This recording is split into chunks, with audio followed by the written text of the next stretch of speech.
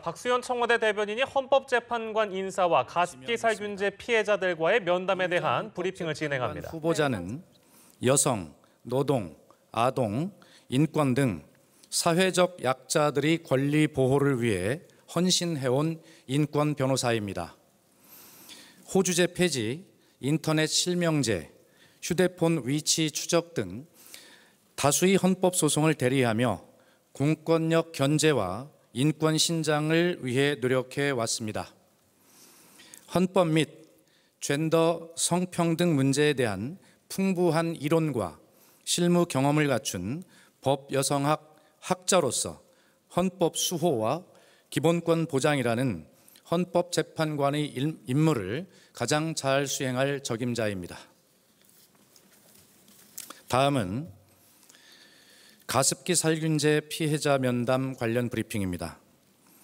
문재인 대통령은 오늘 오후 2시부터 4시까지 2시간에 걸쳐 가습기 살균제 피해자 15명과 면담을 가졌습니다. 문 대통령은 먼저 어떤 위로도 도움도 받지 못한 채 막막하고 힘든 시간을 보냈을 피해자들의 고통이 얼마나 컸을지에 깊은 공감을 표했습니다.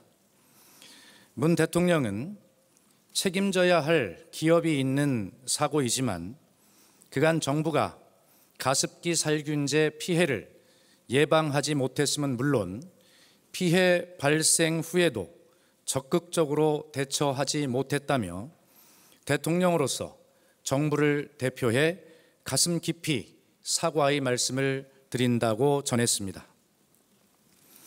피해자 가족 중 한 분은 우리는 그냥 마트에서 가습기를 사다 썼을 뿐인데 우리 아이가 죽었다. 20년 동안 마트에서 가습기를 팔아왔는데 국가가 아무 잘못이 없는 것인가?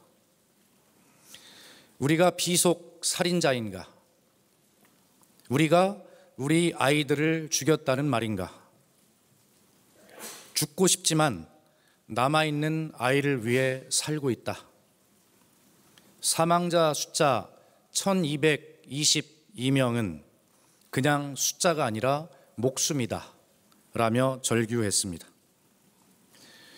피해자 가족들은 철저한 진상 규명을 위해 특검으로 재수사를 해줄 것과 피해 구제 재원을 확대하는 방안을 추진해 줄 것, 대통령 혹은 총리실 직속의 전담 기구를 만들어 컨트롤 타워 역할을 하게 하고 피해자 인정에 관한 판정 기준도 현재의 1, 2단계에서 3, 4단계로 확대해 줄 것을 요청했습니다.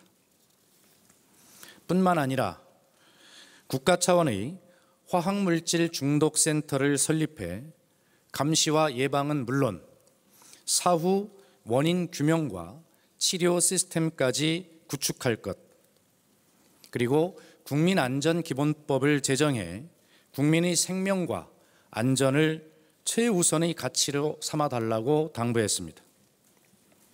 또 소비자의 권리를 보호하는 징벌제 강화, 집단소송제의 도입, 살인기업을 처벌하는 중대재해기업 처벌법의 도입, 피해자의 피해 입증에 관한 책임 완화를 주문하였습니다. 이에 대해 문재인 대통령은 확실한 원인 규명과 의학적 조사 판정을 제대로 하는 것이 우선 과제로 보인다며 이 문제를 원점에서 새롭게 시작한다는 생각으로 노력하겠다고 밝혔습니다.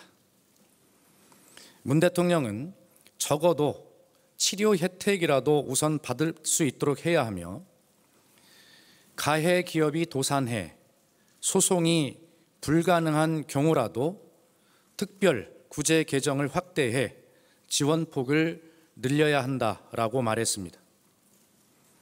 더불어 앞으로도 피해자 그리고 피해자 단체와 지속적으로 협의하고 소통해 다시는 가습기 가습기 살균제 피해 같은 불행한 일이 반복되지 않도록 재발 방지 대책 추진에 만전을 기할 것이며 이 문제가 해결될 때까지 대통령이 직접 끝까지 챙겨 나가겠다라고 강조했습니다. 한편 지난해 국회 가습기 살균제 국정조사 특별위원회 위원장으로 문제 해결을 위해 노력해온 우원식 더불어민주당 원내대표는 국회 차원에서 현행 가습기 살균제 피해구제 특별법이 가지고 있는 한계를 개선하기 위해 최선을 다하겠다고 밝혔습니다. 홍영표 국회 환경노동위원회 위원장도 환경노동위원회 차원에서 관련 법률이 제대로 처리될 수 있도록 힘을 더하겠다라고 말하였습니다. 김은경 환경부 장관은 그동안 새 정부의 국정 철학에 맞추어 피해자들의 요구사항을 원점에서 재검토해 후속 대책을 마련해 왔다고 밝혔습니다. 또한 피해자들과의 협의체를 만들어 이후 피해자 지원과 관련한 의견을 수렴하고 소통해 나가겠다라고 말하였습니다. 오늘 문재인 대통령은 산소통에 의존하고 있는 14살 임성준 군에게 야구선수 피규어를 선물하며 꿈을 잘 키워나가야 한다라고 격려하기도 했습니다. 또 혹시 모를 사고에 대비해 청와대 의료진이 면담 내내 대기한 것은 물론이고 참석자들의 알러지까지 조사해 다과를 마련한 것으로 전해졌습니다. 이상입니다.